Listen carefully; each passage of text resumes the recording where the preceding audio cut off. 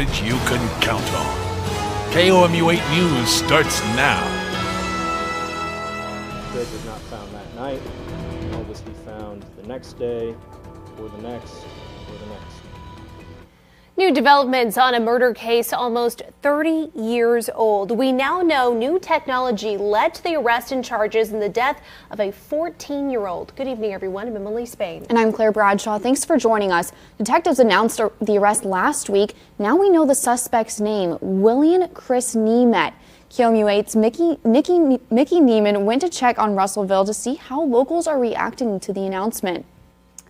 Nemeth is charged with first-degree murder. According to the prosecutors, Nemeth shot and killed Jones when they both were teenagers.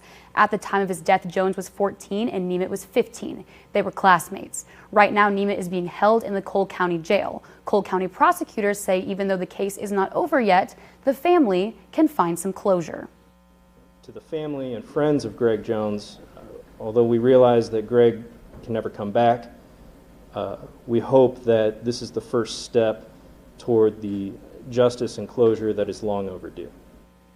Nemeth was originally arrested in 1991 in connection to this case, but was released 3 days later. According to the prosecutor, new technology was used to find Nemeth, but they wouldn't say exactly what that technology was. But today I went to Russellville and spoke with many of the community members who say they weren't surprised by the charge.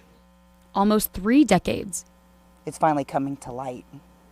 That's how long it took authorities to charge and arrest William Chris Nemeth. I'm not shocked about who the suspect is or proclaimed to be at this point. That was Rhonda Watts, former classmate to both Jones and Nemeth.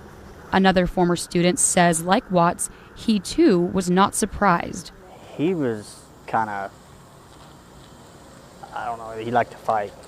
But not everyone remembers the case. One local dad who only moved to Russellville a few years ago says while he didn't know about the case before the most recent update.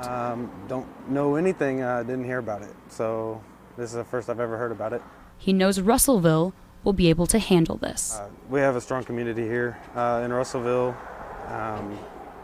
It's kind of like an everybody knows everybody kind of deal here, and everybody sticks together.